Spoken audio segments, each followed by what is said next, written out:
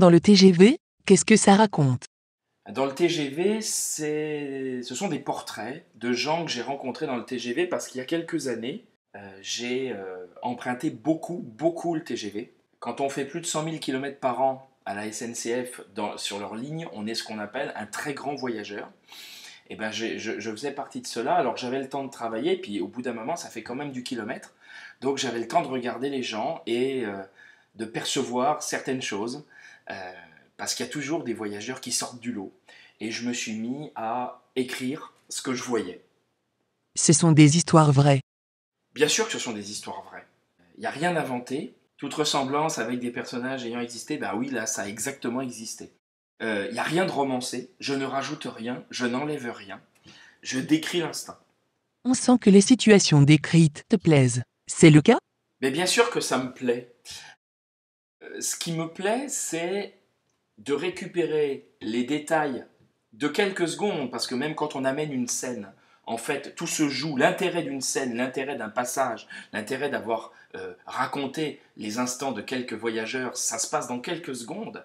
Et ce qui est très agréable, c'est de pouvoir transcrire par le papier tout ce qu'on reçoit. Il y a une espèce de catharsis un petit peu, parce que d'habitude, il y a énormément d'informations qui rentrent à la seconde, et enfin, on prend le temps à la fois de se les poser sur le papier pour soi-même et sûrement pour les autres, parce que je n'aurai pas le temps de raconter. Le débit de parole n'est pas suffisant pour suivre le débit des sensations qui sont perçues.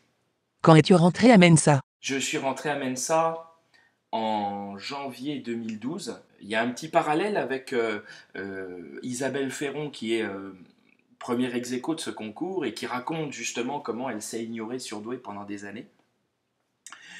C'est un petit peu mon cas, et je pense que le cas de pas mal de gens amène ça. Moi, je me suis douté que les choses n'étaient pas comme chez tout le monde, entre 7 et 10 ans à peu près, mais j'ai laissé tomber la question, surtout que ce n'était pas du tout dans l'esprit de mes parents.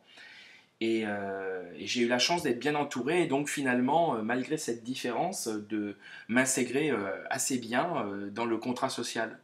Jusqu'à il y a 2 ans où c'est devenu insupportable, en me disant est-ce que j'avais besoin de savoir si je l'étais ou si je l'étais pas. Donc je suis allé voir une psychologue, et puis j'ai rejoint Mensa dans la foulée.